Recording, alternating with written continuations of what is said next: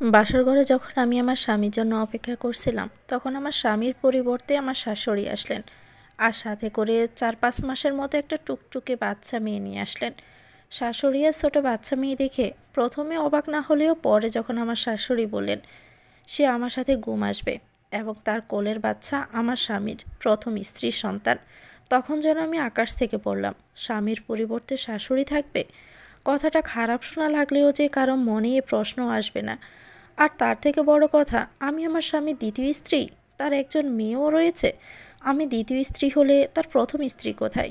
আমার সাথে এত বড় ধোঁকা হয়ে গেল।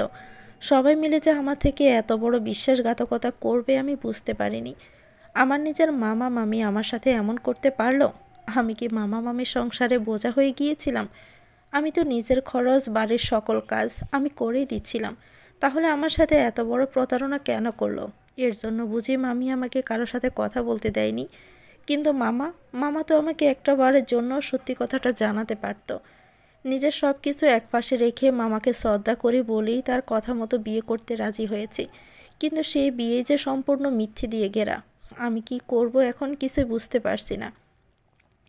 প্রতিটি মেয়েরই নিজের বিয়ে নিয়ে, স্বামী শ্বশুরবাড়ি নিয়ে কত স্বপ্ন থাকে, তেমনি আমারও অনেক স্বপ্ন ছিল। কিন্তু সেই সব কিছু যে এভাবে নষ্ট হয়ে যাবে আমি কখনো বুঝতে পারিনি। আমি এখন কাকে কি বলবো? নিজের বাবা মা না থাকলে, অন্য সংসারে থাকলে বুঝি সবাই এমনই করে। কি হলো মা, অমন করে তাকিয়ে আছো কেন? না কিছু না, কিন্তু এই বাচ্চা। ও মা, তুমি জানো না এটা তো নিহানেরই মেয়ে নিরাত্রি। শাশুড়ির কোলের বাচ্চাকে দেখে প্রশ্ন করতে কথাটা বললেন তিনি। তিনি যতটা সহজভাবে কথাটা বললেন, আমি ঠিক তার থেকে বেশি অবাক হয়ে গেছি। সবাই সব কিছু জেনে আমাকে একজন বিবাহিত পুরুষ, এমনকি এক মেয়ে বাবার সাথে বিয়ে দিয়ে দিল। কোনো সমস্যা? শাশুড়ির কথা শুনে কোনো রকম মাথা নেড়ে কিছু না বলে মাথা নিচু করে নিলাম। যেখানে আমার সাথে এত বড় প্রতারণা করা হলো সেখানে আমি আর কি বলবো? কিন্তু আমি আমার স্বামী কোথায় বা তার প্রথম স্ত্রী কোথায়, আর আজকে শাশুড়ি কেন থাকবে তাও জিজ্ঞেস করলাম না, এক সাফা অভিমান কষ্টের জন্য।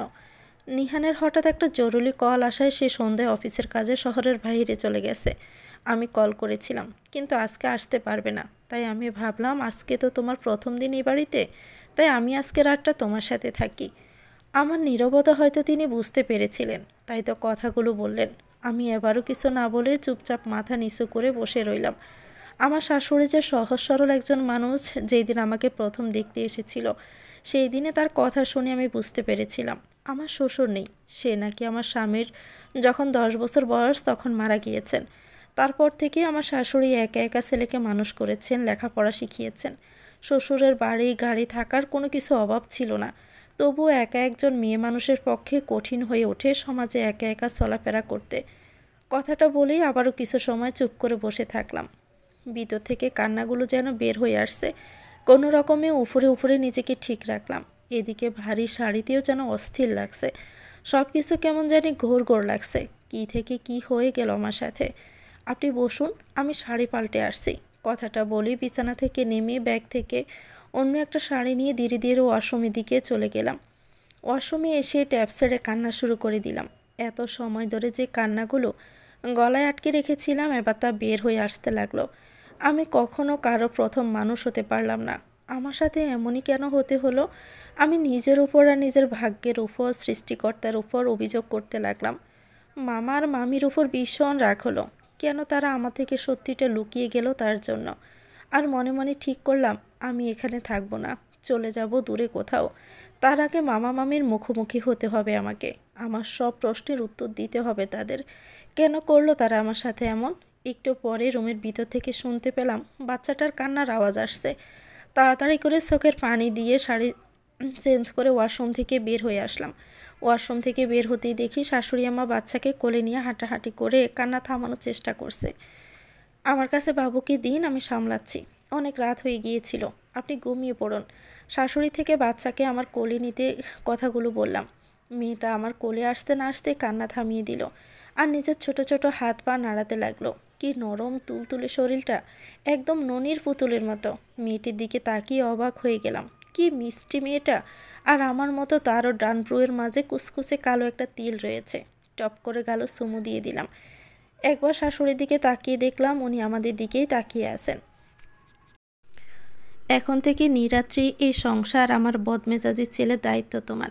আমার এত বছরের সাজানো সংসারটা দেখে রাখার দায়িত্ব আজ থেকে তোমার মা। আমার দিদিভাইকে আর আমার ছেলেটাকে তুমি দেখে রেখো মা। শাশুড়ি মাথায় হাত বুলিয়ে দিয়ে কথাগুলো বললেন। আমিও আর কিছু না বলে শুধু মাথা নাড়িয়ে নিরাত্রিকে বুকে জড়িয়ে নিলাম। আর শাশুড়ি একপাশে শুয়ে পড়লেন। রাত 1:15। শুনশান নির্জন রাতে কবরের পাশে বসে আছে এক যুবক। পরনে একটা সাদা রঙের পাঞ্জাবি। কবরের পাশে বসে বসে চোখের অশ্রু ফেলে চলছে আর কিছু বলছে যেন। তার থেকে কয়েক হাত দূরে একটা কুকুর ঘেউ ঘেউ করে চলছে। এমন নীরব পরিবেশে একটা মানুষ কবরের পাশে বসে আছে। এই গভীর রাতে কেউ নেই, আর থাকার কথাও না। রাতের বেলা কবরের কথা শুনলেই তো কিছু মানুষের গলার স্বর চেঞ্জ হয়ে যায়। সেখানে একজন লোক এত রাতে কবরের পাশে বসে বসে কান্না করছে। বড্ড অদ্ভুত না বিষয়টা? এত রাতে কারি বা কবরের পাশে বসে সে? এত রাতে কেউ কবরে আসে কি? যে কোনো সাধারণ মানুষ শুনলেই তো প্রশ্নগুলো করবে, কিন্তু না, সত্যি কেউ একজনই গহীন রাতে কবরের পাশে বসে কান্না করছে। অরিত্রী, কেমন আছো? আমাকে আর আমাদের প্রিন্সেসকে ছেড়ে? তুমি নিশ্চয় ভালো আছো, তাই না? কিন্তু আমি তো ভালো নেই তোমাকে ছাড়া। আমাদের কথা হয়েছিল আমরা সব সময় একসাথে থাকবো, তাহলে তুমি কেন আগে চলে গেলে? একটা বার আমার কথা কি মনে হলো না তোমার? কেন সেই দিন তুমি আমাকে একটিবারের জন্য ফোন করলে না? সেই দিন যদি আমি তোমার সাথে থাকতাম তাহলে হয়তো আজ তুমি আমার সাথে থাকতে। জানো তো, আমাদের ছোট্ট মেয়েটা একদম তোমার মতো হয়েছে। তোমার মতো ঠিক ব্রুয়ের মাঝখানে একটা তিল রয়েছে, আর ছোট দুটো অবিকল তোমার মতো হয়েছে। মায়া মায়া চেহারা, কিন্তু তুমি তো নেই।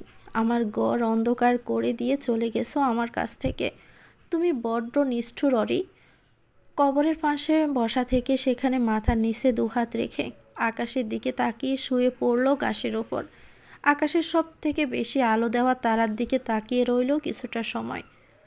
চারদিকে আজানের ধ্বনি ভেসে আসছে। আজানের সুর যেন পৃথিবীর সব সুরের কাছে থেকেও সুন্দর। এখনও পাখির কলতানি শুরু হয়নি। আজানের ধ্বনিতে মুখরিত হয়ে উঠেছে চারপাশ। আজানের শব্দে ঘুম ভেঙে গেল আমার। ঘুম থেকে উঠে বসে বসে আজানের জবাব দিয়ে উঠে যেতে লাগলাম বিছানা থেকে। কিন্তু বিছানা থেকে নামতে শাড়ির আঁচলে টান অনুভব হতেই পেছন ফিরে দেখি নিরাত্রির হাতের মুঠোই আমার শাড়ির আঁচল। এইটুকু মেয়ের কাজে কেমন যেন এক ভালো লাগা কাজ করতে লাগলো। একদিনেই কেমন মায়ায় বেঁধে ফেলেছে আমায়। আমি বরাবরই বাচ্চাদের প্রতি দুর্বল। বাচ্চাদের ছোট ছোট হাত পা ভালো লাগে, বিশেষ করে যখন হাত পা নাড়িয়ে নাড়িয়ে খেলতে শুরু করে এবং ঠোঁটে এক মিষ্টি হাসি থাকে, তখন যেন আস্ত এক মায়ার চাদরে ঘেরা পুতুল মনে হয়। কিছুটা ঝুঁকে নিরাত্রির হাতের মুঠো থেকে শাড়ির আঁচল ছাড়িয়ে ওয়াশরুমের দিকে চলে গেলাম অজু করতে। নামাজ আদায় করে উঠে দেখি শাশুড়ি সেও উঠে বসে আছে, হয়তো নামাজ পড়বে। শাশুড়ির দিকে তাকিয়ে মুচকি হেসে মেয়ের পাশে গিয়ে বসে পড়লাম। এখনও শান্তভাবে গুটিসুটি হয়ে ঘুমিয়ে আছে। আমি মেয়েটাকে খুঁটিয়ে খুঁটিয়ে দেখতে লাগলাম। নিরাত্রি কার মতো হয়েছে দেখতে? বাবার মতো নাকি মায়ের মতো?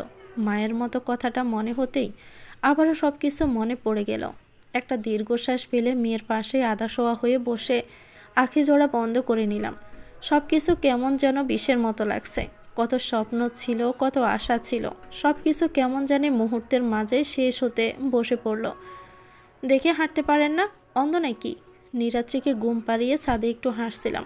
নানান রকমের ফুল গাছ দিয়ে ঘেরা, কিছু নাম না জানা ফুলও রয়েছে সেখানে। আনমনা হয়ে ফুলগুলো ছুঁয়ে ছুঁয়ে আমি দেখছিলাম, কিন্তু কারো বুকের সাথে ধাক্কা খেয়েই বসলাম।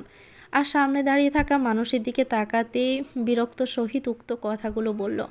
এমনিতে মন খারাপ, তার উপরে গরমের লোকটার কথাতে মেজাজে বিগড়ে গেছে। আমি না হয় চোখে দেখি না, তা আপনি কি দেখে চলতে পারলেন না? যেই না সামনে সুন্দরী মেয়ে দেখলেন আর অমনি ধাক্কা দিতে হলো? বুঝি না আপনাদের আমি। বাসায় কি মা বোন নাই? চোখ দুটো কি পকেটে নিয়ে ঘুরে ফিরেন? যত সব আজাইরা পাবলিক, সরুন তো সামনে থেকে। লোকটাকে আর কোনো কথা বলতে না দিয়ে ছাদ থেকে নিচে নেমে এলাম। রাগে এতটাই বশীভূত হয়েছিলাম যে লোকটা এখানে কিভাবে এসেছে আমি তাও খেয়াল করলাম না। কি হয়েছে? এত রেগে আছো কেন? আর নিহান কোথায়? শাশুড়ির কথা শুনে কিছুটা রাগের মাত্রা বেড়ে গেল। সে নিজেই তো বলেছিল তার ছেলে শহরের বাইরে গেছে, তাহলে আমি কি করে বলবো তার ছেলে এখন কোথায়? আমি কি জানি আপনার ছেলে কোথায়? সে গতকাল সন্ধ্যায় বের হয়েছে, এখন বেলা 11:30 বাজে। আপনার ছেলের নাম গন্ধ নাই। শুনেন আম্মা, আপনার ছেলে আজকে বাসায় আসলে ইচ্ছে মতো কানমোলা দিয়ে দিবেন আর বকুনি দিবেন। আর আর কি? আর কে আমাকে বকুনি দিবে? আর কে আমাকে কানমলা দিবে? নিজের কথা শেষ করার আগে পিছন থেকে কেউ কথাগুলো বলে উঠল, আর তার কণ্ঠ শুনে পিছনে ফিরতেই মানুষটাকে দেখেই আমি চুপ হয়ে গিয়েছি। আশেপাশে না তাকিয়ে নিজের মতো করে শাশুড়ি আমার কাছে বিছে দিয়ে যাচ্ছিলাম, কিন্তু পিছনে যে আমরা দুইজন ছাড়াও তৃতীয় ব্যক্তি উপস্থিত আছে সেটা আমার খেয়াল ছিল না। কিন্তু পিছনে ফিরতে লোকটা দেখে রাগ বেড়ে গেল আবারও। একে তো গতকাল সারা রাত বাহিরে ছিল, এখন এসে আবার আমাকে অন্ধ বলছে। নিজের রাগটা কোনো রকমের চেপে রেখে দিলাম। আম্মা, আমি নীরাত্রির কাছে যাচ্ছি, আপনি আপনার ছেলেকে কি করবেন করুন। শাশুড়িকে কথাগুলো বলে আমি নীরাত্রির কাছে চলে আসি। মেয়েটা সে কখন ঘুমিয়েছে। আম্মা, এ মেয়ে যে উড়নচণ্ডী, তাতে আমার ছোট্ট পরীকে কি দেখে রাখতে পারবে আম্মা? তোরে যেতেই নিহান মায়ের পাশে এসে দাঁড়িয়ে কথাগুলো বলল, খুব ভালো করেই পারবে। আমি গতকাল রাতে দেখেছি মেয়েটা কত মায়া নিয়ে আমার দিদিভাইকে দেখছিল। সারা রাত নিজের কাছে রেখেছে, যেভাবে আগলে রেখেছে দেখলে যে কেউ বলবে না যে। মায়ের কথা শুনে একটু চিন্তামুক্ত হলো নিহান, তবুও কোথাও গিয়েও যেন মনটা শান্ত করতে পারছে না সে। নিহান, মায়ের সাথে কথা বলে নিজ রুমের দিকে যাচ্ছিল নিহান, হঠাৎ করে আবার মায়ের ডাকে পিছন ফিরে তাকাই। তুমি বিয়ে করতে চাওনি, কিন্তু আমার আর নীরাত্রির কথা ভেবেই তুমি বিয়ে করতে রাজি হয়েছ। তোমার জন্য অরিত্রীকে বুড়ে যাওয়া হয়তো কষ্ট হবে, কিন্তু অসম্ভব না। তোরই এখনও ছোট। যে বয়সে ঘুরে ফিরে চলার কথা সেই বয়সে সংসার সামলিয়েছে। ভুল করবে, রাগ করবে, ঝগড়া করবে, অভিমান করবে, আর তোমাকে তরিকে সব কিছু বুঝিয়ে দিতে হবে। সে তোমার বিবাহিত স্ত্রী, এটা ভুলে যেও না। শুধু তোমার মায়ের জন্য তাকে এবারের বউ করে আনা হয়নি, বরং এই সংসারের হাল ধরার জন্য। প্রতিটি মানুষের জন্য তাকে নিয়ে আসা হয়েছে। তুমি নতুন জীবনে প্রবেশ করেছ, নতুন একজন মানুষ এসেছে। তরি শুধু তোমার দায়িত্ব না, তরি তোমার স্ত্রী।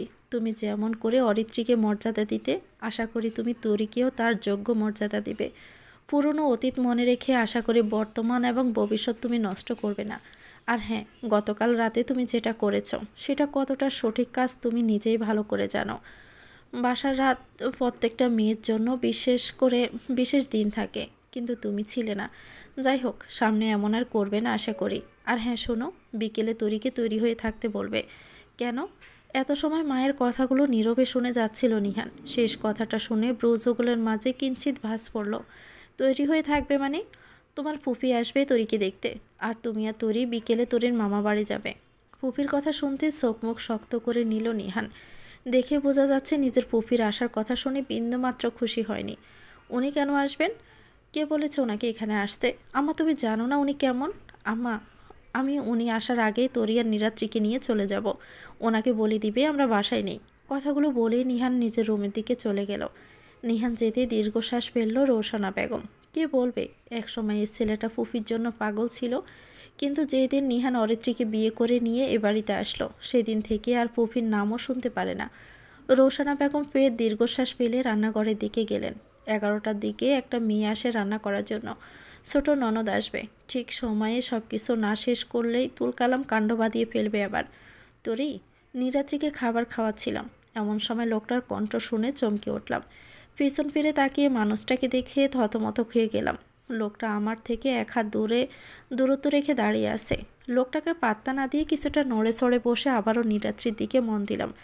বিকেলে রেডি হয়ে থেকো। এবার লোকটার কথায় তার দিকে ভালো করে ফিরে তাকালাম। হঠাৎ করে রেডি হতে বলায় কোনো কিছু বোধগম্য হচ্ছে না, তাই বোকার মতো তাকিয়েই রইলাম। তোমার মামার বাসায় যাচ্ছি আমরা। আর হ্যাঁ, ফুফি আসবে, হয়তো কিছুদিন থাকবে, তাই তুমি তার থেকে দূরে থাকবে যতদিন না সে এ বাসা ছেড়ে চলে যাচ্ছে। আর বলেও নীরাত্রিকে ফুফি বা অন্য কারো কাছে দিবে না। কিন্তু কেন? সে তো আপনার ফুফি হয়। আমি যেটা বলেছি তুমি সেটাই করবে। বিরক্ত হয়ে প্রশ্নের উত্তর দিয়ে রুম থেকে বের হয়ে গেল লোকটা। সাধারণ একটা প্রশ্নে বিরক্ত হয়ে যাওয়ার কি হলো বুঝতে পারলাম না। লোকটার কথা বেশি না ভেবে নীরাত্রির দিকে তাকাতেই দেখি মেয়েটা আমার দিকে তাকিয়ে হাসছে। একজন আমার উপর বিরক্ত হচ্ছে তো আরেকজন হাসছে। একটা কলা পাতা রঙের শাড়ি আর শাশুড়ি আম্মা দেওয়া গহনা পরে বসে আছে পুফি শাশুড়ির সামনে। শুধু পুফি শাশুড়ির সামনে না, বরং তার ছেলের বউ এবং মেয়ের সামনে বসে আছি। পাশের সোফায় বসে আছে শাশুড়ি আর ভদ্রলোক। আর নীরাত্রি ভদ্রলোকের কোলে বসে বসে হাতের আঙ্গুল মুখে দিচ্ছে, আর পুফি শাশুড়ি খুঁটিয়ে খুঁটিয়ে দেখছেন আমাকে। ভাবি, তুমি শেষ পর্যন্ত এমন ছোট একটা বাচ্চা মেয়েকে ছেলের বউ করে নিয়ে এলে। এ মেয়ে সংসার কি সেটা আদতে বোঝে? নিজেই তো একটা বাচ্চা, আবার সে তোমার নাতনিকে সামলাতে পারবে তো ঠিকমতো? আবার বলে মা বাবা নেই, মামার বাড়িতে মানুষ হয়েছে, অনাথ মেয়ে। তা ভাবি, তুমি শেষ পর্যন্ত এমন মেয়ে কেন নিয়ে এলে? আমার মেয়েকে দেখো, রূপে গুণে সব দিক থেকেই সুন্দর ছিল। তোমার এই পরিবারকে দেখে রাখতে পারতো, আগলে রাখতে পারতো। কিন্তু তোমাকে আর কি বলবো, তোমার তো আবার সব সময় এমন মেয়েই পছন্দ। নিহানের আগের বউ তো এমন ছিল। তা মেয়ে তোমার মামা মামি তোমাকে কিছু দিয়ে পাঠায়নি, নাকি এমনি খালি হাতে পাঠিয়ে দিয়েছে বড়লোক পরিবার দেখে? ফুফু শাশুড়ির সব কথাগুলো সহ্য করতে পারলাম না। এদিকে নতুন বউ বলে কিছু বলতেও পারছিলাম না। একবার আর চোখে ভদ্রলোককে দেখলাম। ভদ্রলোকের চোখে মুখে স্পষ্ট রাগের ছাপ দেখা যাচ্ছে। এ ব্যবহারের জন্য হয়তো বলেছিল দূরে থাকতে। ফুফি আম্মা, আপনি তো আমার স্ত্রীকে প্রথম আমাকে দেখালেন, তাই হয়তো তার বিষয়ে সঠিকভাবে কিছু জানেন না। হ্যাঁ, আমি এবং আমার আম্মা দুজনেই এমন মানুষই পছন্দ করি, যাদের মাঝে কোনো অহংকার নেই, যাদের মন মানসিকতা নিচু মনের নয়, যাদের বাহ্যিক সৌন্দর্য না বরং মনের দৃষ্টি সুন্দর। আমরা তাদের মা ছেলে পছন্দ করি। আর কি জানি বললেন, সংসার সামলাবে কিভাবে? আমাদের সংসার নিয়ে ভাবতে হবে না আপনাকে। আমার সংসারের জন্য আমার মা, আমার বউ এবং আমি আছি। আপনি বরং নিজের সংসার দেখুন। শুনেছি ছেলের বউয়ের গায়ে নাকি হাত তোলেন একটু ভুল হলেই। তা আপনার মা, মানে আমার দাদি, কি আপনাকে সব কাজ শিখিয়ে পড়িয়ে শ্বশুরবাড়ি পাঠিয়েছিল?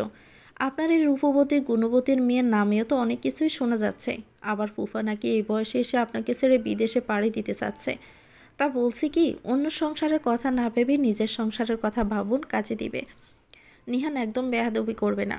ভুলে যেও না আমি তোমার ফুফি হই। দিনকে দিন ভুলে যাচ্ছ বড়দের সাথে কিভাবে কথা বলতে হয়। এবার যেন ভদ্রলোক আরও রেগে গেলেন। সে আরও কিছু বলতে যাবে, তার আগেই শাশুড়ি আম্মা তাকে থামিয়ে দিলেন। আপা, আমি বা আমার ছেলে কেমন আর আমাদের পছন্দ কেমন সেটা নিয়ে আপনাকে ভাবতে হবে না। বউ দেখতে এসেছেন, দেখুন, ইচ্ছে হলে কয়েকদিন থেকে যাবেন, তবু আমার ছেলের বউকে নিয়ে বা আমার সংসার নিয়ে আপনাকে ভাবতে হবে না। আর নিহান বরাবরই চৈতিকে নিজের বোন বলে ভেবে এসেছে, তাই বোনকে বোনের স্থানে থাকতে দিলেই ভালো হয়। নিহানের অপমানের পর রোশানা বেগমের ঠান্ডা গলায় অপমানগুলো যেন হজম করতে পারলেন না তিনি। রাগে যেন পেটে পড়েছেন। ভুলে যেও না, এইটা আমার ভাইয়ের বাড়ি। এ বাড়িতে আমার সমান অধিকার রয়েছে। আপনাকে আর কিছুই বলতে চাইছি না ফুফি আম্মা। আপনি খাবার খেয়ে চলে যাবেন সাবধান মতো। আর আমি ড্রাইভারকে বলবো যেন আপনাদেরকে পৌঁছে দিয়ে আসে। আর তুমি এখানে বসে আছো কেন? তুমি যাবে না? তাড়াতাড়ি করে আসো। প্রথম কথাগুলো ফুফি শাশুড়িকে, শেষ কথাগুলো আমাকে উদ্দেশ্য করে বলেই ভদ্রলোক সদর দরজার দিকে চলে গেল মেয়েকে নিয়ে। ফুফি আম্মা, আপনার মেয়ে কেমন রূপবতী সেটা তো তার হাত পা মুখের পার্থক্য দেখেই বোঝা যাচ্ছে। আর আপনার বাইফও তো বলেই দিল আপনার মেয়ের গুণের কথা। কিন্তু আমাকে দেখুন, আমি জন্মগতভাবেই দুধে আলতা গায়ের রং নিয়ে জন্মে নিয়েছি। আপনাকে এবং আপনার এই রূপবতী মেয়েকে একটা টিপস দেই ফ্রিতে। আপনার মেয়েকে শুধু মুখ না, বরং হাতে পায়েও গসা মাজা করতে বলবেন। ফুফি শাশুড়িকে কথাগুলো বলে আর এক মুহূর্ত দেরি না করে আমিও শত দরজার দিকে এগিয়ে গেলাম। এখানে থাকলে আবারও বেফাস কিছু বলে দিব। তোমাকে সব সত্যি বলা হয়নি, সম্পূর্ণ মিথ্যে দিয়ে বিয়ে হয়েছে। গাড়িতে উঠতে না উঠতে নীলাদ্রি ঘুমিয়ে পড়েছে। একবার ড্রাইভিং সিটের দিকে তাকিয়ে ভদ্রলোককে দেখে নিলাম। ভদ্রলোকের চোখে মুখে এখনও রাগের ছাপ স্পষ্ট। আগুনে ঘি ডালার মতো কোনো কিছু না করে চুপচাপ সূর্য অস্ত যাওয়া দেখতে লাগলাম। কিন্তু চুপচাপ থাকা যেন ভদ্রলোকের সহ্য হলো না। এমনিতেই মুখ ঠিক চলে, কিন্তু যখন মুখ চলার কথা তখনই যেন মুখে তালা মেরে বসে থাকে। কাজের থেকে অকাজের সময় মুখ ছোটে তার। কেউ যদি বলতো তার ফুফি ছুগলিখোর, তাহলে কি মুখে তালা দিয়ে বসে থাকতাম নাকি? এখন যত দোষ নন্দঘোষ না, বুদ্ধিমানের জন্য ইশারাই যথেষ্ট। কিন্তু যারা বুদ্ধি হাঁটুতে নিয়ে চলাফেরা করে তাদের বুঝিয়ে দিলেও কিছু হবে না।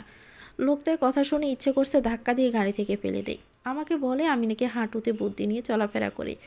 ভদ্রলোকের কথার বিপরীতে আর কিছু না বলে চুপচাপ বসে রইলাম। একবার ঠিকমতো বাসায় পৌঁছাই, তারপর মজা দেখাবনি। ভাগ্নি আর ভাগ্নি জামাই আসবে বলে সে কখন থেকে সদর দরজার সামনে দাঁড়িয়ে দাঁড়িয়ে অপেক্ষা করছেন নৌসাদ সাহেব। ভাগ্নিকে তার বোনের রেখে যাওয়া আমানত। খুব করে চেয়েছিলেন সারা জীবনের জন্য ভাগ্নিকে নিজের কাছে রেখে দিতে, কিন্তু সৃষ্টিকর্তার হয়তো অন্য কিছু ইচ্ছে ছিল। ছেলেটা সে সুদূর দেশে পড়ে আছে। দেশে আসার কথা বললেও নানান বাহানা দিয়ে কথা পাল্টে ফেলে। তুমি সে কখন থেকে দরজার সামনে দাঁড়িয়ে আসো? এখানে এসে চুপ করে বসো তো এবার। সময় হলে তারা আপনা আপনিই চলে আসবে। তুমি একটু চুপ করবে, নিজের কাজ করো গিয়ে। বাসায় নতুন জামাই আসতে চলেছে, আমি যেন কোনো কিছুর কমতি না দেখি। আর বিয়ের পরে প্রথম আমার ভাগ্নি আর ভাগ্নি জামাই আসছে বাড়িতে। আমি সব কিছু একদম পারফেক্টভাবে দেখতে চাই। আর হ্যাঁ, একটা কথা শুনে রাখো, নতুন জামাইয়ের সামনে যদি তুমি তরিকে কোনো অপমান করেছো তো তাহলে তোমার জন্য কিন্তু ভালো হবে না। স্ত্রীর কথায় বিরক্ত হয়ে কথাগুলো বললেন নৌশাদ সাহেব, কিন্তু সালমা বেগম যেন স্বামীর কথাকে গুরুত্বই দিলেন না, উল্টো মুখ ভেঙচে দিলেন। দুনিয়াতে মনে হয় ওনারই একমাত্র ভাগ্নি আছে, পারবো না আমি কিছু করতে, যতটা করার করে দিয়েছি, আর যা করা তোমার ওই ভাগ্নিকেই করে নিতে বলিও। তোমার মতো ওই তো এসে গেছে তরিরা। স্ত্রীকে কিছু বলতে যাচ্ছিলেন নৌশাদ সাহেব, কিন্তু সেই কথা শেষ করার আগেই গানের শব্দ শুনে বাহিরে চলে গেলেন। মামা রাতের খাবার শেষ করে নিজ রুমে বসে বসে সোনার তরী বই পড়ছিলেন নৌশাদ সাহেব। চাকরি থেকে রিটায়ার্ড হওয়ার পর থেকে রাতের বেলা বই নিয়ে বসে যান। সালমা বেগমের এই নিয়ে অনেক বিরক্ত। সালমা বেগমের ভাষ্যমতে বই পড়ার জন্য সে খিটখিটে হয়ে গেছেন এবং তার দিকে ঠিকভাবে তাকায়ও না। আরে তরি, আয় ভিতরে আয়, দরজার সামনে দাঁড়িয়ে আছিস কেন? আমাকে দেখে মামার হাতে থাকা বইটা একপাশে রেখে কথাগুলো বললেন। মামার কথা শুনে গুটি গুটি পায়ে ভিতরে গেলাম। মামা থেকে একটু দূরে বসে আছে মামি। আমাকে দেখে কেমন জানি তাড়াহুড়া করে উঠে যেতে লাগলেন। সেটা দেখে আমি মামার পাশে না বসে মামির পাশে গিয়ে বসলাম। মামা, তোমাকে একটা কথা বলার ছিল। তুই এখানে বস, আমি চা করে নিয়ে আসছি, জামাইকেও দিয়ে আসবো। মামির এমন ব্যবহারে মামা বেশ অবাক হয়ে তার দিকে তাকিয়ে আছে। আর কতটা অবাক হয়েছে সেটা তার চোখ মুখ দেখে বোঝা যাচ্ছে। যে মামি আমাকে সহ্যই করতে পারে না, আবার আমার নতুন স্বামী নিয়ে এ বাড়িতে আসায় ঠিক করে রান্নাবান্না পর্যন্ত করেনি, সে যাচ্ছে এখন আমাদের জন্য চা করতে। মামির এমন ভয় পেয়ে যাওয়া দেখে মনে মনে এক পৈশাচিক আনন্দ পাচ্ছিলাম, কিন্তু তার থেকেও বেশি রাগ হচ্ছিল। মামি, তোমাকে কিছু করতে হবে না, উনি এ সময়ে চা খাবে না, কফি খাবে, আর আমি তাকে কফি দিয়ে আসছি। তুমি বসো, তোমাদের সাথে আমার কিছু কথা ছিল। এবার মামির মুখে ভয়ের চাপ আগের থেকেও বেড়ে গেল। আমি একবার মামির দিকে তাকিয়ে মামার মুখোমুখি হয়ে বসলাম। মামা, আমি তোমাদের বাড়ি থাকি বলে কি অনেক বড় বোঝা হয়ে যাচ্ছিলাম? তার জন্য তোমরা আমার সাথে এমন প্রতারণা করবে? আমার কথাগুলো যেন মামা বুঝতে পারল না।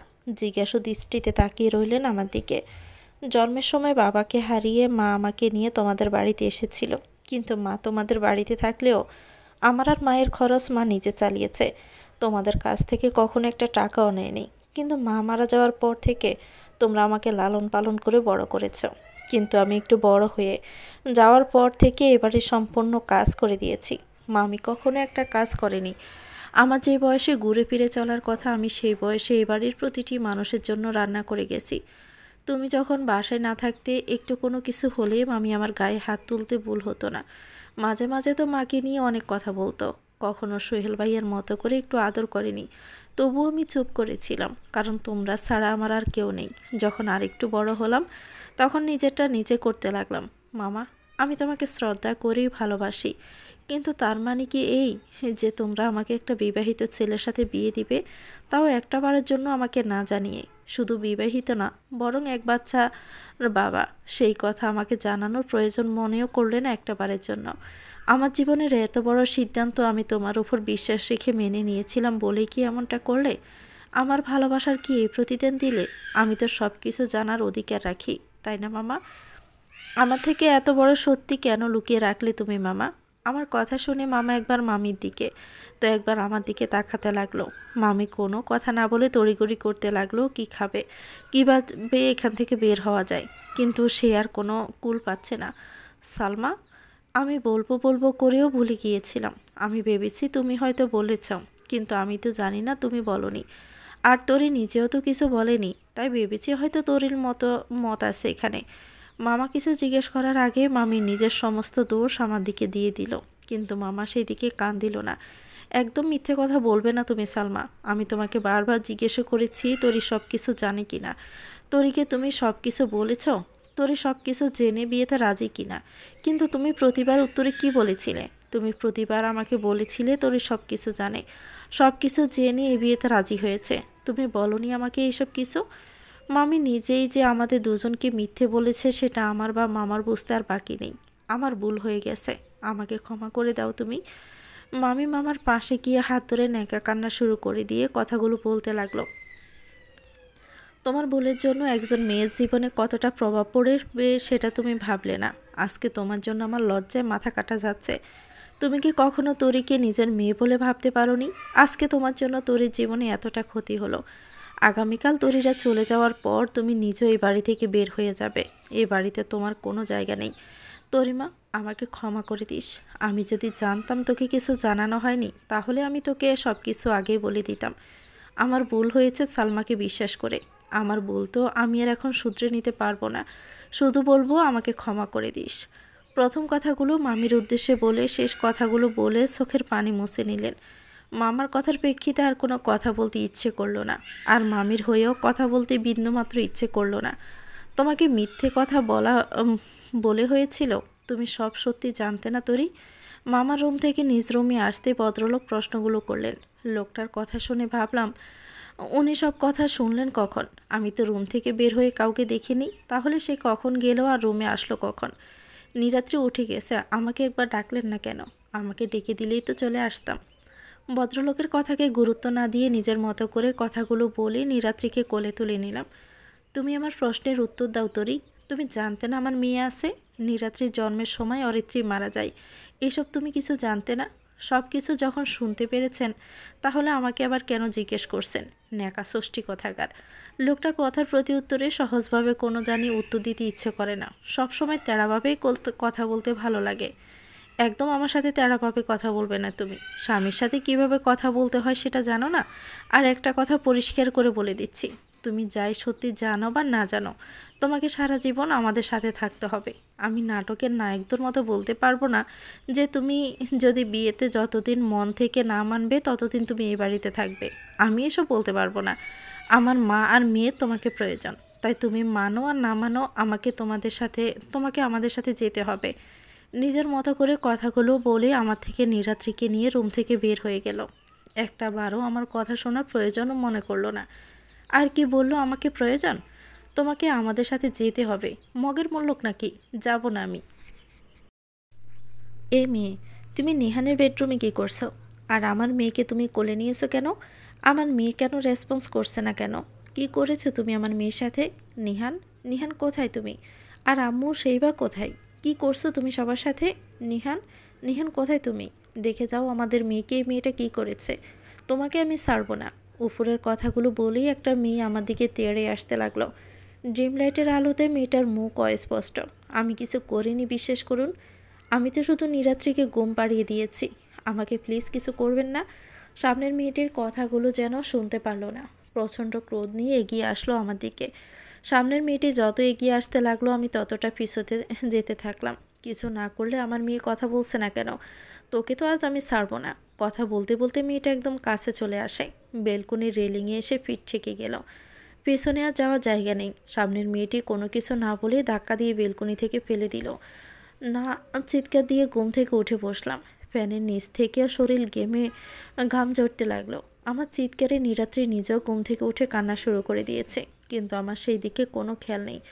তোরে কি হয়েছে তোমার? এভাবে চিৎকার দিয়ে উঠলে কেন? আর ফ্যানের নিচে এভাবে ঘামতে শুরু করেছ? ওই মেয়েটা, বিশ্বাস করুন আমি কিছু করিনি। আপনি ওই মেয়েকে বলুন না একটু, আমি কিছু করিনি। ওই মেয়েটা আমাকে ধাক্কা দিয়ে নিচে ফেলে দিয়েছে। কোন মেয়ে তোরি? এখানে তো কোনো মেয়ে নেই। আরে ওই তো মেয়েটা। আবার সম্পূর্ণ রুমে চোখ বুলিয়ে দেখে নিলাম যে আমি আমার রুমে আছি। এখানে কোনো মেয়ে নেই, কিন্তু আমি যে দেখলাম একটা মেয়ে আমাকে নিচে ফেলে দিল।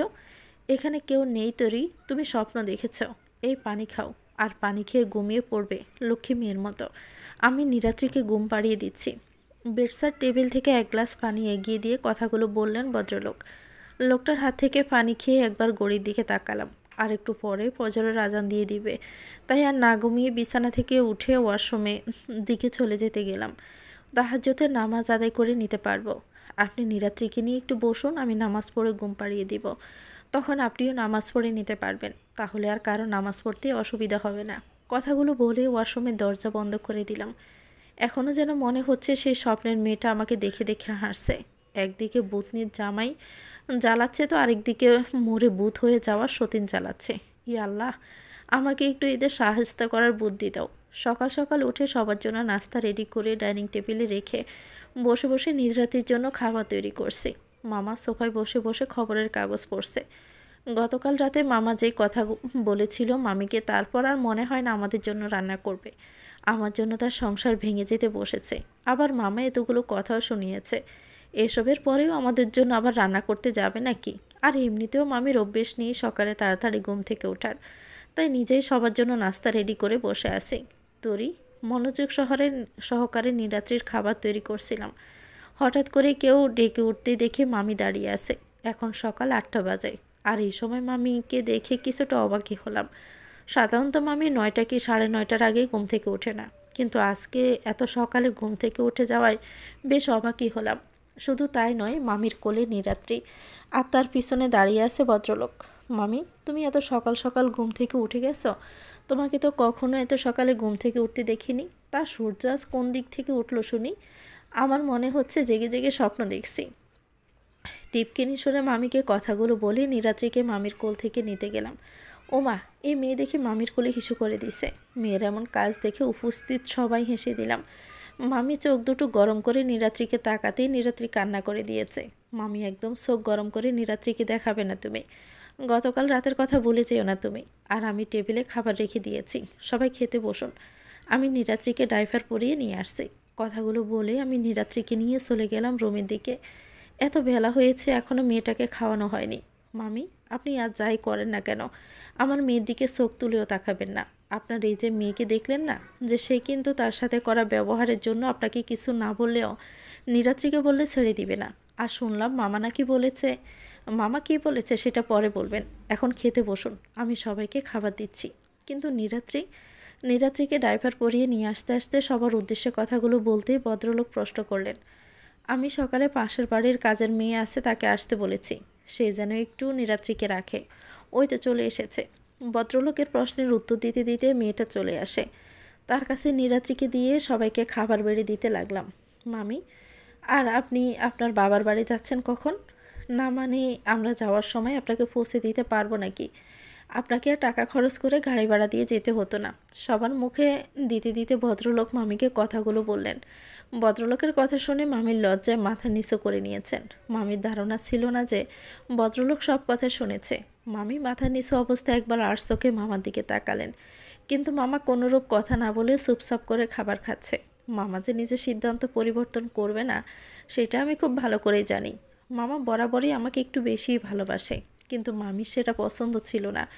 মামার অনুপস্থিতিতে আমাকে মারধর করতেও ভুলতো না, আর কিছু বললে বাড়ি থেকে বের করে দেওয়ার ভয় দেখাতো। এবার যখন সব কিছু জানতে পেরেছে, এবার আর নিজের সিদ্ধান্তকে পরিবর্তন করবে না।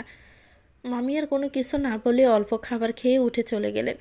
তরি, তুমি নিজেও তৈরি হয়ে থেকো, আর হ্যাঁ, তোমার বই প্যাক করে নিও। মামা একটা কথা বলার ছিল। যদি তোমার এখানে আপত্তি না থাকে, তাহলে আমি কিছুদিন এখানে থেকে যেতে চাচ্ছি। ভদ্রলোকের কথাকে এক সাইডে এক প্রকার ছুঁড়ে ফেলে দিয়ে রেখে মামাকে কথাটা বললাম। মামা আমার কথা শুনে একবার ভদ্রলোক তো একবার আমার দিকে তাকিয়ে আবারও খাবার মুখে দিলেন। ভদ্রলোক আমার দিকে চোখ বড় বড় করেই তাকিয়ে আছে। আপত্তি থাকতে যাবে কেন? আমি একবার জামিকে বলতেই চাচ্ছিলাম যেন তোদের কয়েকটা দিন এখানে থেকে যেতে, কিন্তু এখন তুই যখন নিজে থেকে বললি, আর জামাই যদি থেকে যেতে বলে, তাহলে আমার কোনো আপত্তি নেই। আরে মামা, ওনার তো অফিস আসে, উনি চলে যাবে আর আমি নিরাত্রে থাকবো। উনি একটু পরেই চলে যাবে, অফিসে একটা জরুরি মিটিং চলে আসছে। ভদ্রলোককে কোনো কথা বলারই সুযোগ না দিয়ে মামাকে কথাগুলো বলে দিলাম। একবার আর চোখে ভদ্রলোককে দেখে নিলাম। মামা আমার কথাগুলো শুনে মাথা নাড়িয়ে খাওয়া শেষ করে চলে গেল। আর আমি ভদ্রলোকের অবস্থা দেখে এক আনন্দ অনুভব করতে লাগলাম। আমার সাথে লাগতে আসা? আমার সাথে লাগতে আসলে আমিও কিন্তু কম যাই না। তুমি একদমই কান্না করবে না। আমিও দেখি তরি রানীর কতটা পাকনা গজিয়েছে, খুব বার বেড়েছে, তাই না? যত ইচ্ছে পাখিকে উপরে উঠতে দাও। যখন আমি একবার পাকনা সেটে দেব, তখন উপর থেকে পড়লে বেশ ভালো করে বুঝবে উপরে ওঠার কত জ্বালা। কথাগুলো বলে কল কেটে দিল আগন্তুক। কল কেটে দিয়ে হাতে থাকা সিগারেট শেষ ফুঁক দিয়ে পা দিয়ে ফেঁসে দিল। দেখতে দেখতে বিয়ের 1 সপ্তাহ হয়ে গেছে, কিন্তু এখনও সম্পর্ক সে আগের মতোই রয়ে গেছে। ঘরের বাহিরে পারফেক্ট বিবাহিত দম্পতি, কিন্তু ঘরের ভিতরে সে আগের মতোই সম্পর্ক বিদ্যমান। না তো সে স্বামীর অধিকার নিয়ে আমার কাছে আসে, আর না তো আমি স্ত্রীর অধিকার নিয়ে তার কাছে যাই। ভদ্রলোককে কিছু বললে শুধু হ্যাঁ হু কথা বলেই শেষ। ভদ্রলোক নিজে বলে না যে বিয়ে মানে কি, কি মানে কি, শুধু তার একটাই কথা, আমার মেয়ে এবং মায়ের জন্য তোমাকে প্রয়োজন। আর এই প্রয়োজনের প্রেক্ষিতে আর কিছু বলতে ইচ্ছে করে না। সেদিন সব সত্যি জানার পর থেকেই যেন ভদ্রলোক আগের থেকে বেশি গম্ভীর হয়ে গেছে। শাশুড়ি মা নিজেও ছেলেকে বুঝিয়েছে, এতে তাদের কোনো দোষ নেই, তারা তো সব সত্যি বলেই ছিল। কিন্তু আমার পরিবার মিথ্যে কথা বলেছে, কিন্তু আমার সেই সবে কোনো মাথা ব্যথা নেই। 1 সপ্তাহ পার হয়ে গেল, কিন্তু আমাকে কেউ এখনও অরিত্রীর সম্পর্কে কিছু সঠিক করে বলল না। আর না তো কোনো ছবি দেখতে পেলাম।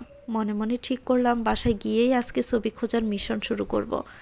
আরে এই তোরই, ভার্সিটি থেকে বাসায় ফিরছিলাম রাস্তার কিনার দিয়ে।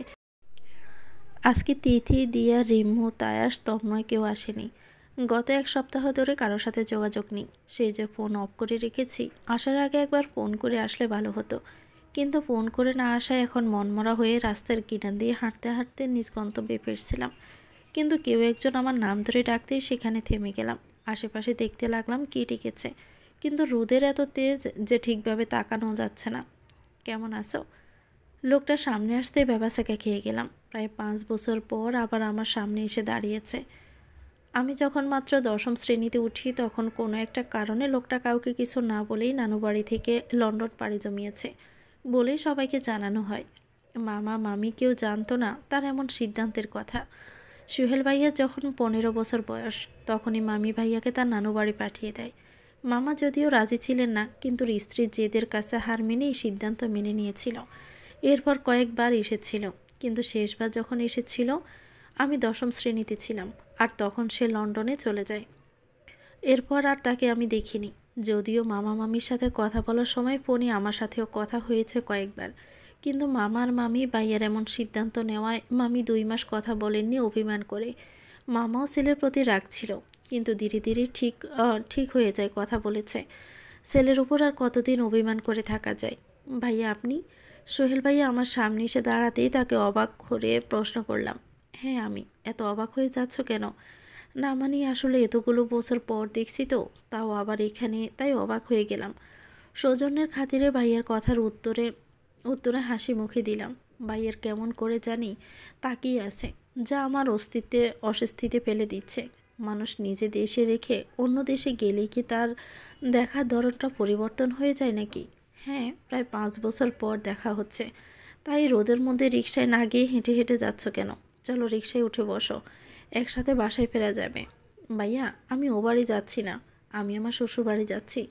আপনি বরং একাই চলে যান। ভাইয়ার কথায় তাড়াতাড়ি করে উত্তর দিলাম। মামিকে মামা আর বাপের বাড়ি পাঠায়নি, আমি না করেছিলাম। মামি চলে গেলে মামা বাসায় একা পড়ে যাবে, যার জন্য মামাকে বুঝিয়ে মামির যাওয়া বন্ধ করা হয়। আমার কথা শুনে আবার ভাইয়া আমাকে ভালো করে লক্ষ্য করলেন, যেন এত সময় আমাকে দেখেনি। মানে তোমার বিয়ে হলো আর আমি কিছুই জানলাম না? সেই ছোট তরির নাকি বিয়ে হয়ে গেছে, আর এই শাড়ি পরার কারণ বুঝি বিয়ের জন্যই? ভাইয়া আপনার মতে তো আমি বিদেশে বড় হইনি, তাই আপনার মতো এমন পোশাক পরে বাসা থেকে বের হই না। আমরা বাঙালি, পুরুষরা লুঙ্গি আর নারীরা শাড়িতেই পরিচয়। একটা কথা আছে জানেন, শাড়িতেই নারী। আপনার মতো বিদেশি কালচারে অভ্যস্ত এখনও হতে পারিনি, আর হতে পারলেও আমি শাড়িতেই পারফেক্ট আছি। বিদেশি পোশাক পরার প্রয়োজন নেই। তুমি আমাকে অপমান করছো তরি, আর আমি বিদেশে বড় হয়েছি, সেখানে এসব পোশাক নর্মাল। আর কি গরম দেখেছো তুমি? মূর্খের সাথে কথা বলে মূর্খতার পরিচয় দিতে চাচ্ছি না। ভালো থাকবেন। ভাইয়াকে কথাগুলো সামনে দাঁড়িয়ে থাকা রিকশায় উঠে বসলাম। আর 1 মিনিটও দাঁড়িয়ে থাকলে হয়তো আরও কয়েকটা কথা শুনিয়ে দিয়ে আসতাম, কিন্তু তার চাহনি বারবার আমাকে অস্বস্তিতে ফেলে দিচ্ছিল। কেমন কামুক দৃষ্টিতে তাকিয়েছিলেন উনি আমার দিকে। ধরনীর বুকের সন্ধ্যা নেমে এসেছে, কিন্তু এখনও আলো বিদ্যমান। আকাশটা দেখতে বড্ড বেশি সুন্দর লাগছে। ভদ্রলোক বাসায় ফিরেছেন ঘণ্টাখানেক আগে, তবে কিছু একটা নিয়ে হয়তো রেগেও আছেন। তাই আমি কিছু না বলে নিরাত্রিকে আম্মার কাছে দিয়ে আমি ছাদে চলে আসি। গাছে পানি দিচ্ছ নাকি এবার ঘরে পানি যাওয়ার ব্যবস্থা করছো? ফুল গাছগুলো রোদে কেমন নেতিয়ে গেছে, সেই গাছগুলোতেই পানি দিচ্ছিলাম। কিন্তু আনমনা হয়ে আকাশ দেখছিলাম, আর পানির পাইপটা যে কখন ছাদে দরজার কাছে চলে গেছে আমার জানা ছিল না। আর ভদ্রলোক নিজেই কখন এসেছে আমার তাও খেয়াল নেই। ভদ্রলোকের কথাতে ভাবনার ছেদ ঘটে। তাড়াতাড়ি করে দরজার সামনে থেকে পাইপ সরাতে গিয়ে সেটে গিয়ে পড়লো ভদ্রলোকের উপর। তোমার কি মাথা খারাপ হয়ে গেছে তরি? এ বর্ষন্ধায় তুমি এটা কি করলে? দেখে শুনে কি কাজ করতে পারো না? যত সব বাচ্চামো তোমার। এটা কি বাচ্চামো করার বয়স? কাজ করার সময় মন কোথায় থাকে? হ্যাঁ, বাহিরের মানুষের সামনে কথা বলার সময় তো ঠিকই হেসে খেলে দুলতে দুলতে কথা বলতে পারো, আর কাজের সময় মন থাকে না, তাই না? যত সব আজাইরা। সামান্য একটু পানি যাওয়ার নিজের মতো করে আমাকে কথাগুলো শুনিয়ে ভদ্রলোক নিচে চলে গেলেন। একটা বারও আমাকে কথা বলতে দিল না। কিন্তু আজকে ভদ্রলোকের ব্যবহার, কথা বলার ধরন অন্যরকম ছিল। মানছি ভুল করেছি, তাই বলে এমন ব্যবহার করবে? মন খারাপ নিয়ে পাইপ রেখে নিচে নেমে গেলাম। মেয়েরা কোথাও আসলে নিজের সঠিক সম্মান পায় না। যদি বলা হয় বাপের বাড়ি পাওয়া যায়, তবুও ভুল। কোনো না কোনোভাবে তাদের কাছেও একসময় বোঝা হয়ে ওঠে। আর স্বামীর বাড়ি তো সম্পূর্ণ আলাদা। সামান্য একটু ভুল হলেই শুনতে হয় হাজারটা কথা। শুধু কি নিজেকে শুনতে হয়? বাবা মাকেও শুনতে হয় হাজারটা কথা। অবহেলিত হতে হয় সব সময়। আম্মা, আরে ওখানে দাঁড়িয়ে কেন? ভিতরে এসো। নীলাদ্রিকে নিয়ে গল্প করছিলেন উনি। আমার ডাকে হাসি মুখে ভিতরে প্রবেশ করতে বললেন তিনি। আম্মা, আপনার সাথে আমার কিছু কথা ছিল। আমার কথা শুনে ব্রজগুলের মাঝে কিঞ্চিত বাস পেলে আমার দিকে তাকিয়ে রইল। কি হয়েছে তোরই? তোমার চোখ মুখ লাল হয়ে আছে কেন? কিছু না আম্মা, আপনি আমার কথাটা শুনুন একটু। খুবই ইম্পর্ট্যান্ট কথা আম্মা। কথাটা বলে আম্মাকে সব কিছু বলে নীলাদ্রিকে কোলে তুলে নিলাম। তোরিকে কোথাও পাওয়া যাচ্ছে না নিহান। সারাদিনের ক্লান্তি শেষ করে মাত্রই বাড়ি ফিরেছে নিহান। এখনও গলায় টাই আর হাতের ঘড়ি পড়ে আছে সে। অফিসে জরুরি মিটিং থাকায় আজকে চাপ ছিল দ্বিগুণ। আজ যে প্রজেক্টে নিয়ে মিটিং ছিল সেটা ছিল অরিত্রীর রেখে যাওয়ার শেষ প্রজেক্ট। বেশ কয়েক মাস ধরে মিটিং পেন্ডিং ছিল বিভিন্ন কারণে, কিন্তু আজকে মিটিং সম্পূর্ণ করে যেন একটা স্বস্তির নিঃশ্বাস নিতে সে পেরেছে। এবার যেন অরিত্রীর স্বপ্নকে বাস্তবায়ন করা সময়ের অপেক্ষা। এতদিনের এত কাঠখড় পুড়িয়ে আবারও সেই পুরনো কাজে ফিরে আসা।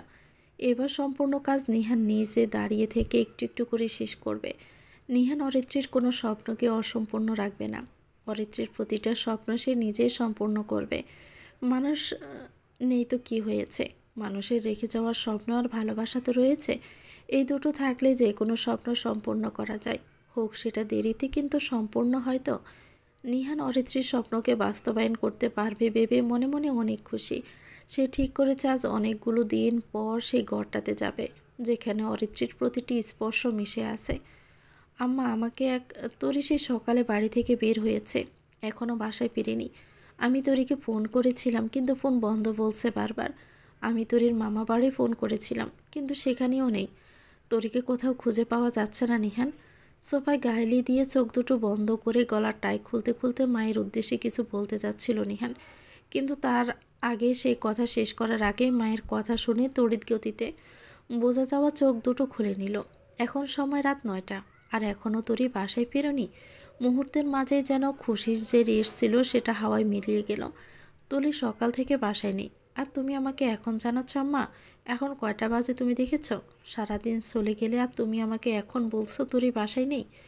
মায়ের কথা শুনে রেগে কথাগুলো বলল নিহান। আমি ভেবেছিলাম হয়তো সময় মতো চলে আসবে, কিন্তু এখন এলো না। আমি তোরিকে ফোন করে না পেয়ে তোকেও কল করেছিলাম, কিন্তু তুইও ফোন ধরিসনি। মিটিং থাকায় ফোন সাইলেন্ট করে রেখেছিল নিহান। মিটিং শেষ করার পর ফোন সাইলেন্ট অফ করেনি, আর ফোনও চেক করেনি। তোরি বাসা থেকে কখন বের হয়েছে? সকাল 10টায় ভার্সিটির জন্য বের হয়েছে। মায়ের থেকে কথাটা শুনি আর কাল বিলম্ব না করে বসা থেকে উঠে গাড়ির চাবি নিয়ে বের হয়ে যায় নিহান। এই রাতের বেলায় কোথায় খুঁজবে সে এখন? বারবার খুশিগুলো এসে যেন হাওয়ায় মিলিয়ে যাচ্ছে। যতবারই একটু সুখের দেখা মিলে সুখগুলো ছুঁয়ে দেখার চেষ্টা করে, ততবারই যেন কোনো না কোনো অজানা কিছু সুখ তা কেড়ে নিচ্ছে।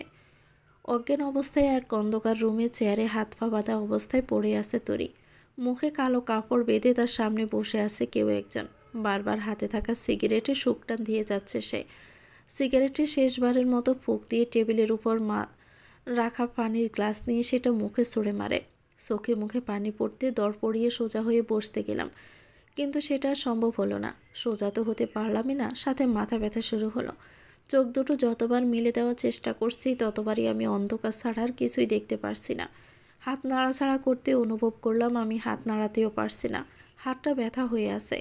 শুধু হাত বা মাথা নয়, সম্পূর্ণ শরীর কেমন ঝিমঝিম করছে।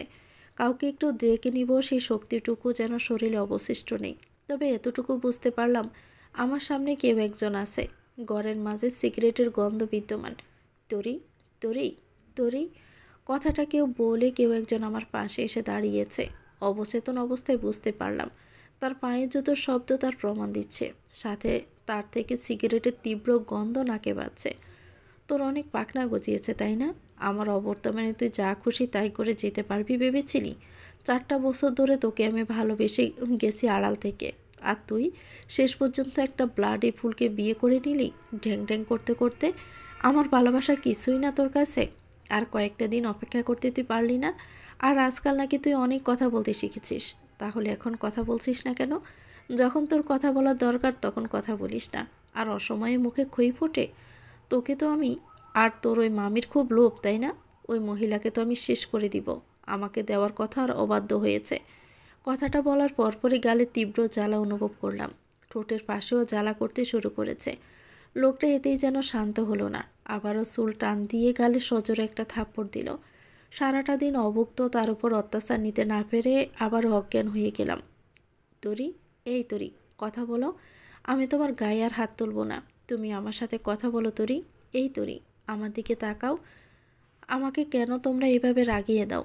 আমি তো তোমার গায়ে হাত তুলতে চাইনি, আমার ভুল হয়ে গেছে, আর এমন করব না। তুমি শুধু একটু তাকাও। লোকটা পাগলের মতো কথাগুলো বলতে বলতে আবারও চোখে মুখে পানি ছিটে দিতে লাগলো, কিন্তু আর কোনো নড়াচড়া না দেখে লোকটা অস্থির হয়ে পড়ল।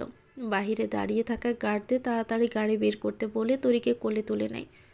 জানালার কাচ ভেদ করে সূর্যের তীব্র আলো এসে চোখে মুখে লাগছে, সাথে হসপিটালের ফিনাইলের গন্ধ।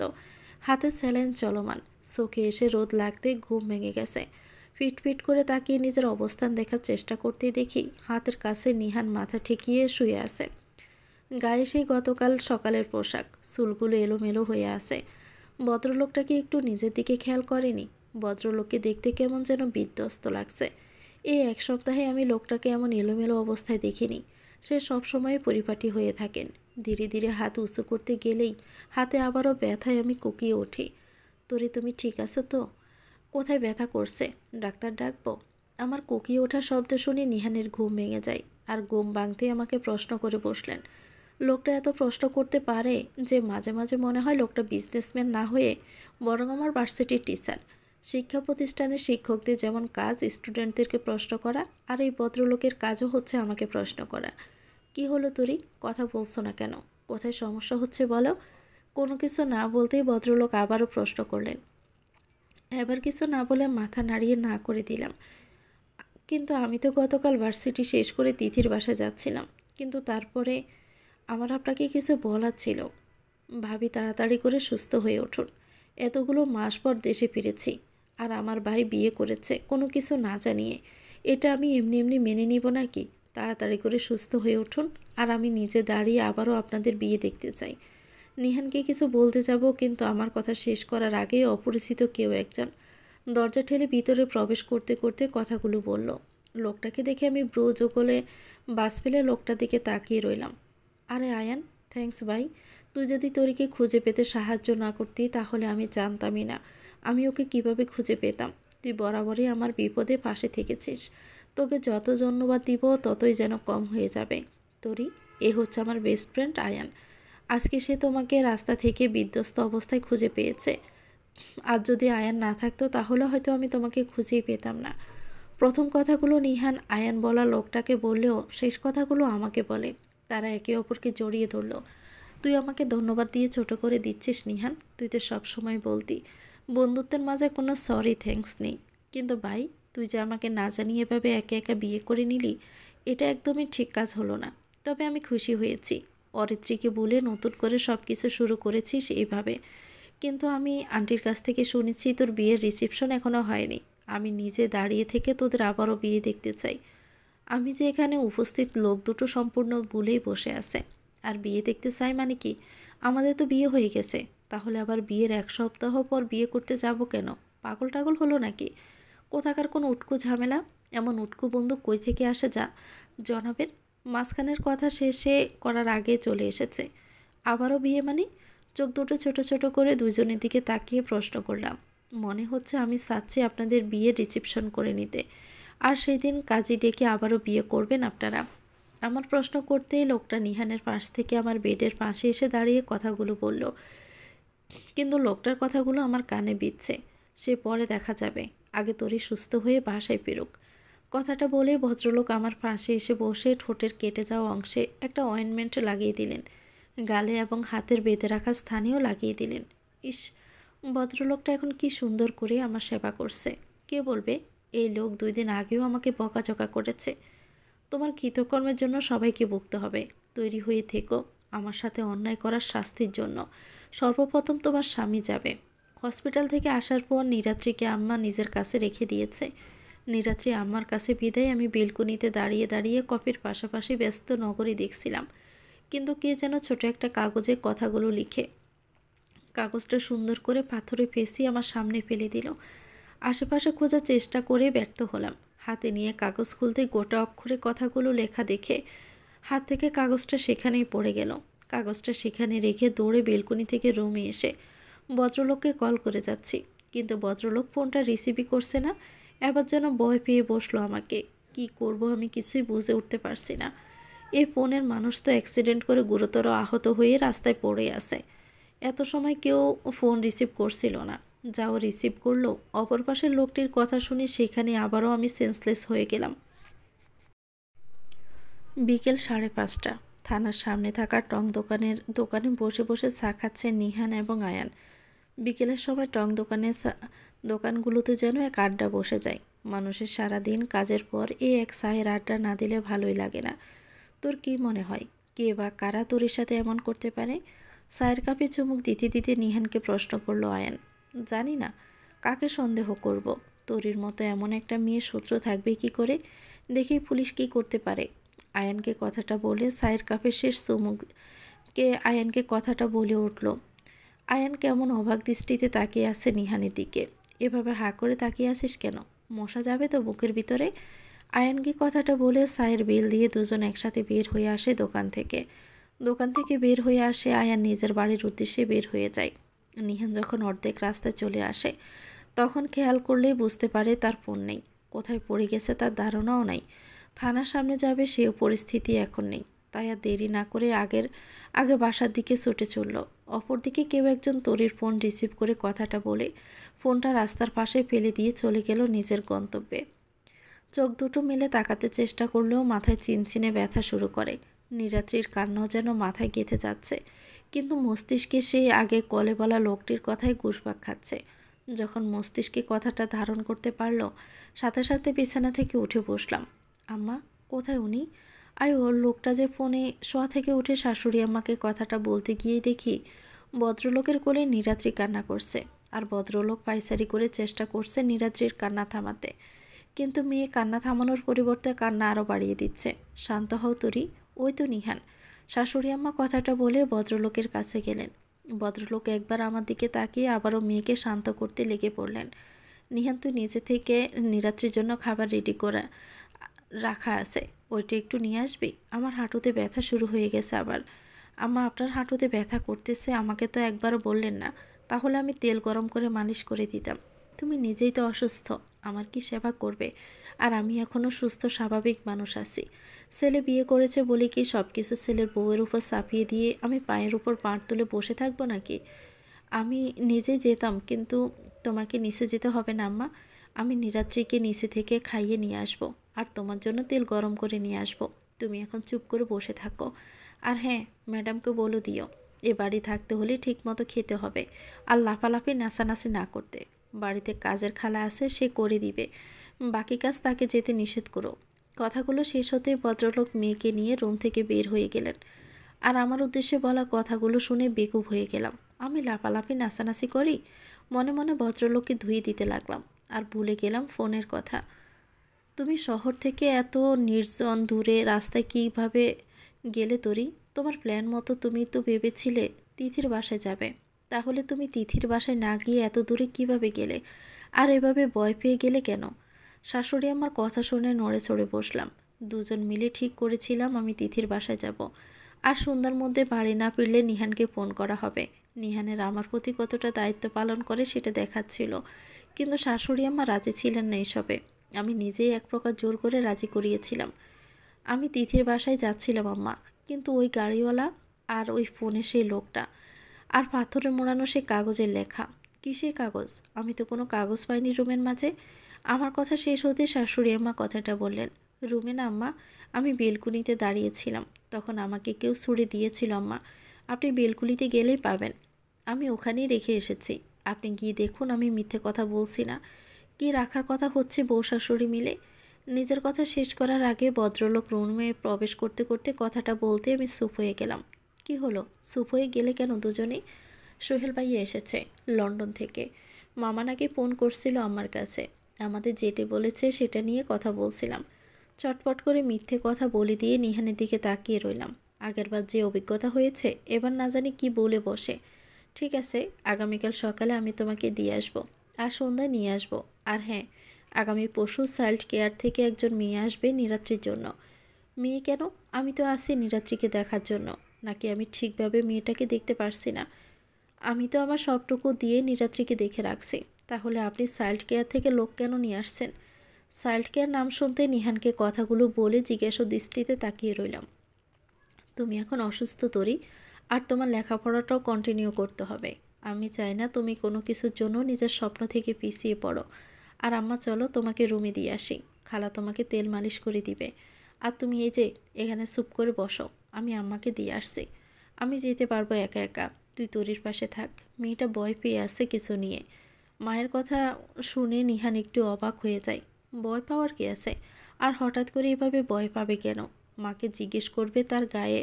সে রুম থেকে বের হয়ে গেছে। কি জাদু আছে তোমার এই চোখে তরি?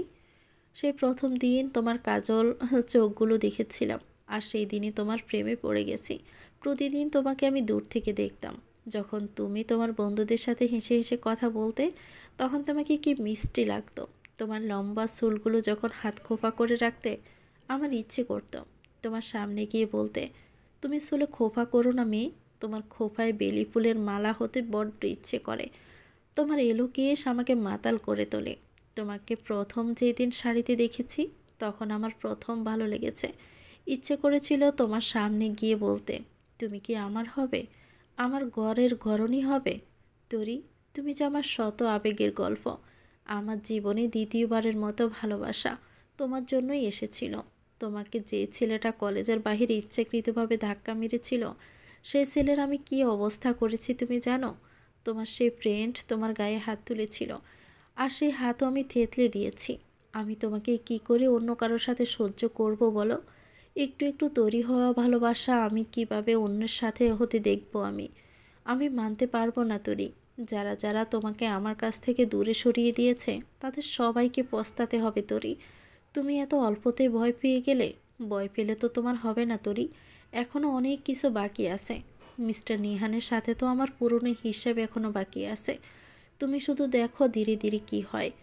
একটা ছবির সামনে দাঁড়িয়ে দাঁড়িয়ে কথাগুলো বলে রুমটিতে আবারও তালাবদ্ধ করে চলে গেল লোকটি। আমি মানুষ, কোনো ভূত প্রেতাত্মা না যে এত ঘুরে ফিরে দেখতে হবে। অনেক রাত হয়েছে, ঘুমাও। ভেবেছিলাম হয়তো ভদ্রলোক ঘুমিয়ে আছে, কিন্তু আমি তো ভুলে গেছি ভদ্রলোক এক নম্বরের বজ্জাত। ঘুমের ভান ধরে লটকিয়ে আছে, অসভ্য লোক একটা। নিস্তব্ধ রজনী, গুমট পরিবেশ। বাহিরে দমকা হাওয়ায় বারবার জানালার পর্দা উড়িয়ে দিচ্ছে। আকাশে মেঘেরা পাল্লা দিয়ে হেঁটে চলেছে। মাঝে মাঝে মেঘের আড়ালে হারিয়ে যাচ্ছে চাঁদ। তবুও নিজের আলো ছড়িয়ে যাচ্ছে সে। রাতের শেষ প্রহর চলছে। রুমে থাকা তিনজন ব্যক্তির মাঝে দুজনেই ঘুমের সাগরে তলিয়ে আছে। ঘুম নেই শুধু তৃতীয় ব্যক্তির চোখে। নিহান একপাশে শুয়ে ঘুমিয়ে থাকা দুজন ব্যক্তিকে দেখে বিছানা থেকে নেমে গেল। নিজ পাশ থেকে নেমে এসে একবার তরির কাছে এসে কপালে ছড়িয়ে ছিটিয়ে থাকা চুলগুলো ঠিক করে দিল। আজ প্রথম যেন নিহান তরিকে ভালো করে দেখল। সেই একই জায়গায় তিল রয়েছে। ঠিক ডান ব্রুয়ের মাঝ বরাবর একটা তিল অরিত্রীরও ছিল। কারণে অকারণে নিহান সেখানে ছুঁয়ে দিত। অরিত্রীর কথা ভাবতে ভাবতে নিহান তরির দিকে ঝুঁকে পড়তেই ঘুমের ঘরে নিহানের গালে একটা সর পড়ে যায়। উল্টো থেকে সোজা হতেই নিহানের গালে সর পড়ে। সর খেয়েই নিহান কিছু সময় বোকার মতো তাকিয়ে থাকে। এই মেয়ে ঘুমের মধ্যেও হাত তুলতে বলে না। জেগে থাকলে তার মুখ চলে, আর এখন ঘুমের মধ্যে তার হাত চলে। আল্লাহ, তুমি আমার কাছে এটা কি মেয়ে পাঠালে? এ মেয়ে তো আমাকে জেগে থেকেও জ্বালিয়ে মারে, আবার ঘুমন্ত অবস্থায় মারে। কথাগুলো বলেই বেডসাইড টেবিলের ড্রয়ার থেকে চাবি নিয়ে রুম থেকে বের হয়ে গেলাম। একটা বদ্ধ রুমের ভিতরে হাত মুখ বাঁধা অবস্থায় বসে আছে 50 বছর বয়সী লোক। আশেপাশে আরও দুজন একই অবস্থায় অবচেতন হয়ে আছে। তাদের শরীরের দাগগুলো বলে দিচ্ছে কেউ তাদের ইচ্ছে মতো মেরেছে। যেখানে যেখানে মার পড়েছে সেখানে কালশিটে পড়ে আছে। লোকটা একবার তাদের দিকে তাকিয়ে শুকনো ডোক গিলে নিল। তৃষ্ণায় গলাটা শুকিয়ে কাঠ হয়ে আছে। চারদিক থেকে কেমন পচা গন্ধ ভেসে আসছে, মনে হচ্ছে কোথাও ইঁদুর মরে পড়ে আছে। লোকটা অচেতন হওয়া লোকদের দেখে নিজের হাতের বাঁধন ছোটাতে লাগলো, কিন্তু পারল না। উল্টো হাত ঘষাঘষি করার জন্য কিছু অংশ সিলে গিয়ে জ্বালা করতে লাগলো। তবুও লোকটা চেষ্টা চালিয়ে যেতে লাগলো। ডাক্তার সেন, এত নড়াচড়া করবেন না, শরীরের এনার্জি পুড়িয়ে যাবে যে। রুমে প্রবেশ করতে করতে কথাগুলো বলল নিহান। নিহানকে দেখতে ডক্টর সেন যেন অবাকের শেষ স্তরে পৌঁছে গেছে। যতটা অবাক হয়েছে নিহানকে দেখে, তার থেকেও বেশি ভয় পাচ্ছে তার হাতের হকি স্টিক দেখে। নিজের ভয়কে প্রকাশ না করে শুধু নিহানের দিকে তাকিয়ে রইল। অবাক হচ্ছেন কেন আপনি? এত অবাক হওয়ার কিছু তো এখনো হয়নি। কথাগুলো বলতে বলতে লোকটার সামনে এসে মুখের বাঁধন খুলে দিয়ে কথাগুলো বলল। তুমি তুমি আমাকে এখানে কেন এভাবে বেঁধে রেখেছ? আর এই দুইজন অবাকে। মুখের বাঁধন আগলা হতেই হাঁপাতে হাঁপাতে নিহানকে কথাগুলো বললেন ডাক্তার সেন। এত অস্থির হয়ে যাচ্ছেন কেন আপনি? মাত্র তো এলাম, আমাকে দেখেই এতটা অস্থির হয়ে গেলে চলবে? এখনও তো অনেক কিছুই বাকি আছে। বাকি আছে মানে?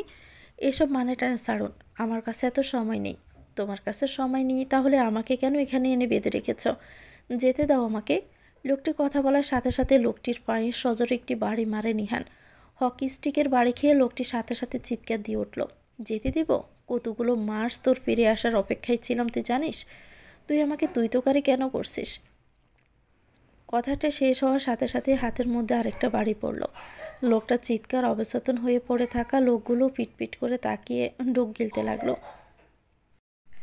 তাদের যে কত বড় ভুল হয়েছিল এই ডাক্তারের কথা শুনি এখন মনে হচ্ছে নিজের জীবন নিয়ে ফেরাও মুশকিল।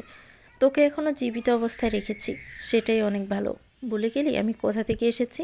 তুই কি ভেবেছিলি আমার অরিত্রীকে মেরে দেশে পালিয়ে থেকে বেঁচে থাকতে পারবি? আগে পালের গোদা বের করেই তারপর একে একে সব কয়টাকে বেঁচে থাকার আত্মচিৎকার শোনাবো। কথাগুলো বলে আবারও কিছুক্ষণ লোকটাকে হকি স্টিক দিয়ে বাড়ি মেরে রুমকে তালাবন্ধ করে রেখে চলে গেল নিহান। লোকটাকে বেধড়ক মারধর করতে দেখে বাকি দুজন সেখানে আগের মতো করে চুপ করে গুটিসুটি মেরে রইল। তাদের আর বুঝতে বাকি নেই যে নিহান তাদেরকেও মেরে ফেলবে। বাহিরে সে মানুষ আর এখনও এখানে নিহান। কারো না কারো হাতে তাদের মৃত্যু নিশ্চিত। সকাল সকাল নিরাত্রিকে নিয়ে বসে আছি। এমনি এমনি বসে রইনি, বরং হাতে খাবারের বাটি নিয়ে বসে আছি। নিরাত্রিকে এখন বাড়তি খাবার খাওয়ানো শুরু করেছি। মেয়েটা খেতে চায় না, খাবার মুখে দিলেই সেটা ফেলে দিচ্ছে, নয়তো মুখে নিয়ে হিহি করে হেসে ফেলে দিচ্ছে, নয়তো জিব্বা দিয়ে ঠেলে ফেলে দিচ্ছে। এই নিয়ে নিরাত্রিকে খাওয়াতে গিয়ে আমার অবস্থা কাহিল হয়ে পড়েছে। মেয়েকে দেখে মুখে খাবার দিতে গেলে হাত নাড়িয়ে ফেলে দিচ্ছে। এই মেয়ে, তুই কি খাবি? খাবার দিচ্ছি, চুপচাপ খেয়ে নিবি। তোর বাবা বলে তোর দেখভালের জন্য নাকি লোক নিয়ে আসবে। আমি কি তোর কেয়ার করতে পারি না? তোর বাবা শুধু আসে আমার ভুল ধরতে, সব কিছুতেই আমার ভুল ধরা চাই। শোন, তুই তো আমার লক্ষ্মী মেয়ে, তাই না? যখন তোর বাবা তোর দেখভালের জন্য লোক নিয়ে আসবে তখন বেশি বেশি কান্না করবি, যেন সেই ব্যক্তি বিরক্ত হয়ে বাড়ি ছেড়ে চলে যায়। আমার তো তোকে কারো কাছে দিতে ইচ্ছে করে না। এই তো শোনা, খাবার প্রায় শেষ, এবার আমরা নানু বাড়ি যাব। নিরাত্রিকে খাওয়াতে খাওয়াতে কথাগুলো বললাম, কিন্তু মেয়ে দেখো কিছু বুঝতে পারুক আর না পারুক, মুখ পুরে হাসতে পারে। মেয়েটা কবে যে বড় হবে আর গুটি গুটি পায়ে সমস্ত বাড়ি ঘুরে ফিরে বেড়াবে। এখনই মেয়েকে কান পড়া শেখানো হচ্ছে। বড় হলে তো মেয়ে আমার মাকে ছাড়া কোনো কথাই বলবে না। দরজার সামনে দাঁড়িয়ে দাঁড়িয়ে কথাগুলো বলল নিহান। আমার সব কথা যে শুনেছে তাতে কোনো ভুল নেই, শুনলে শুনবে, তাতে আমার কি? মেয়ে আমার, সে আমার কথা শুনবে, এটাই তো স্বাভাবিক। মেয়ে আমার আর কারো কথা শুনতে যাবে কেন? নিরাত্রিকে মুখ মুছে দিয়ে কথাগুলো বললাম। বললে হলো নাকি? নিরাত্রি আমারও মেয়ে। আর একটা কথা জানো তুমি যে মেয়েরা বাবার ভক্ত হয়, তাই মেয়ে সবসময় আমার কথাই শুনবে, তোমার কথা নয়। কথাগুলো বলতে বলতে আমার সামনে এসে দাঁড়ালো নিহান। আমি একবার লোকটার মাথা থেকে পা পর্যন্ত দেখে নিলাম। এত লম্বা হতে কে বলেছে এই লোকটাকে? একটু দেখতে গেলে হাঁ করে তাকিয়ে থাকতে হয়। মেয়ে আমার কথা শুনবে এবং আমার মতোই হবে, এটাই শেষ কথা। আর একটা কথাও বলে গোসল করে রেডি হয়ে আসুন। মামা ফোন করেছিল আমরা কখন যাব সেই কথা জানতে। এখন আপনি রেডি হয়ে আসুন। আর হ্যাঁ, বলিও নিরাত্রিকে দেখভালের জন্য এই বাড়িতে কাউকে নিয়ে আসবেন না, নয়তো আমরা মা মেয়ে নানু বাড়ি চলে যাব। কথাগুলো বলে খাটের উপর থেকে নিরাত্রি জামা কাপড় সহ আমরা মা মেয়ে বের হয়ে শাশুড়ি আমার রুমে চলে গেলাম। একটা কালো রঙের শাড়ি পরে আয়নার সামনে দাঁড়িয়ে দাঁড়িয়ে শাড়ির কুচিগুলো ঠিক করছি। দু হাতে শাড়ির সাথে মেস করে কালো চুড়ি পরেছি। চুলগুলো খোপা করে ছাদ থেকে কিছু বেলি ফুল নিয়ে গেঁথে খোপায় পরেছি। তরতাজা ফুলের সুবাস চড়াচ্ছে রুম জুড়ে। শাড়িটা ভদ্রলোক গতকাল নিয়ে এসেছে বাড়ি ফেরার পথে, কিন্তু সেটা আমাকে না দিয়ে শাশুড়ি আমার রুমে দিয়ে এসেছিল আমাকে দিয়ে দেওয়ার জন্য। নিজের শাড়ি নিয়ে এলে মান সম্মান চলে যেত মনে হয়। এখনই কি আপনি রেডি হতে পারেননি? আর কতক্ষণ লাগবে? সবাই তো কথাগুলো শেষ করার আগেই চুপ করে গেল নিহান। ঝুঁকি দিয়ে শাড়ির কুচি ঠিক করায় শাড়ির আসলের অংশ সরে যাওয়ায় ড্রেসিং টেবিলের আয়নার পেটির কিছু অংশ স্পষ্টভাবে দেখা যাচ্ছে। ভদ্রলোকের এমন সময় উপস্থিতি আমাকে বিব্রতকর পরিস্থিতিতেই ফেলে দিছে।